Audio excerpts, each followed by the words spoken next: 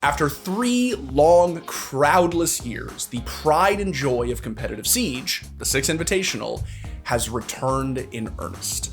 I was there, and dare I say, it was worth the wait. From scrappy NA underdog runs to Brazilian overlords to Fabian once again hoisting the hammer, SI 2023 was the stuff that dreams are made of. Let's talk about it.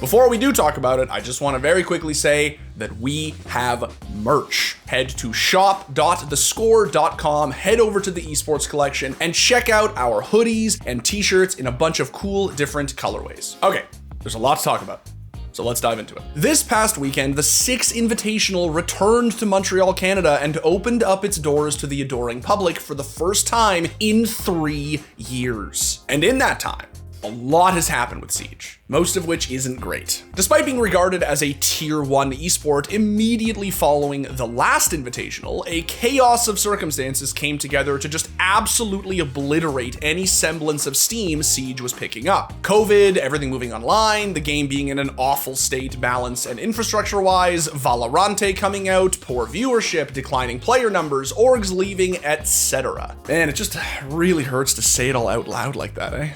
The point is that going into this tournament, Siege, and specifically Siege Esports, was in a really tough spot. Honestly, we needed something to believe in again. And holy did we get it. Every stage of this event was insane. The groups matchups were so competitive that the days went on forever, and some of the teams who looked like they were gonna dominate early on ended up petering out towards the end. We had gauntlets, grudge matches, upsets, and everything in between. Matches and moments that will go down in Siege history as first-rate bangers. A pivot has to happen from Koi with 15 seconds, or that's the map, leaving Iconic and Shuttle to deal with this advance.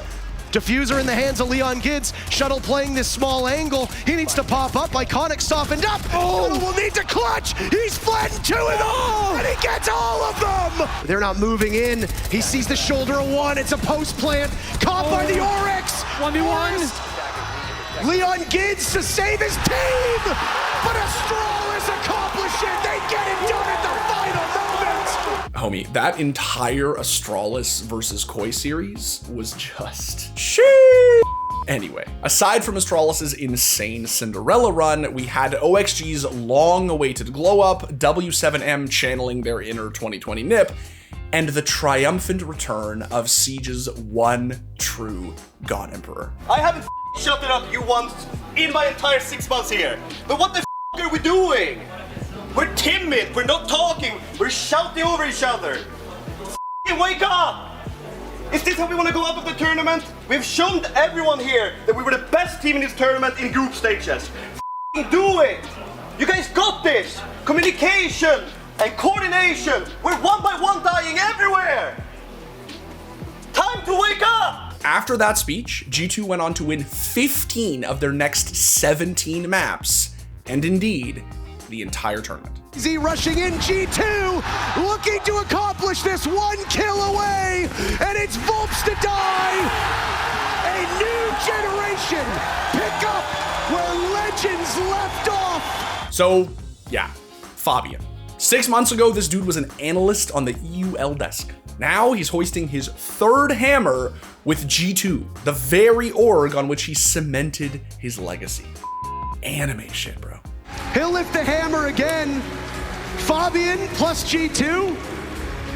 They're inevitable, aren't they? Ladies and gentlemen, your Rainbow Six 2023 World Champions is G2!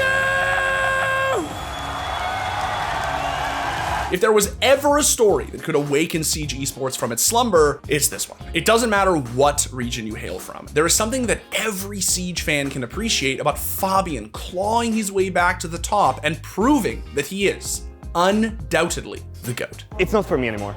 It's to show everyone else that I still got it and to prove to the world that, hey, this guy was the leader and he was the #1. There was nobody better than me. Troy, you can go yourself. I don't care. I literally want to beat everyone, and I can do it, and I know I can. Just give me the right players, and I'll do anything that they ask of me. That said, every region had something that they could rally behind. Except APAC.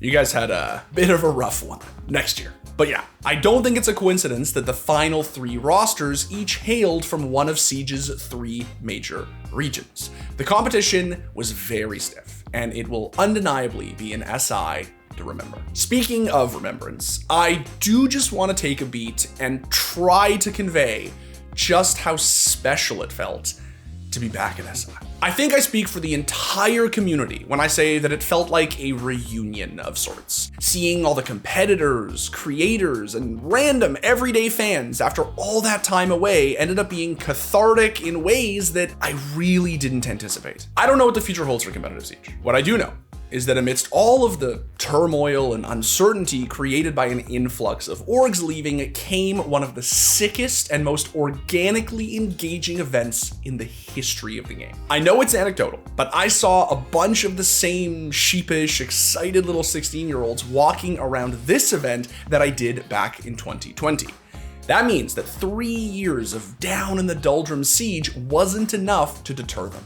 They stuck with the game. That's really important. I can honestly say that the game is in the best place it's ever been, and the changes coming in year 8 look to be phenomenal. From a balancing and player experience standpoint, Siege is pretty much 180 from where it was 2 years ago. Make no mistake, infrastructure matters. But successful esports have always been born from a natural impulse to play and eventually compete.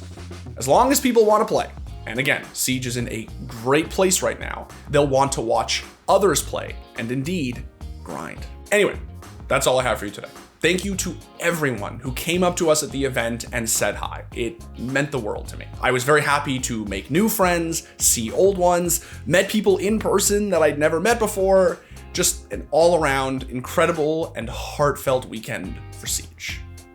I can't wait to see you at the next one.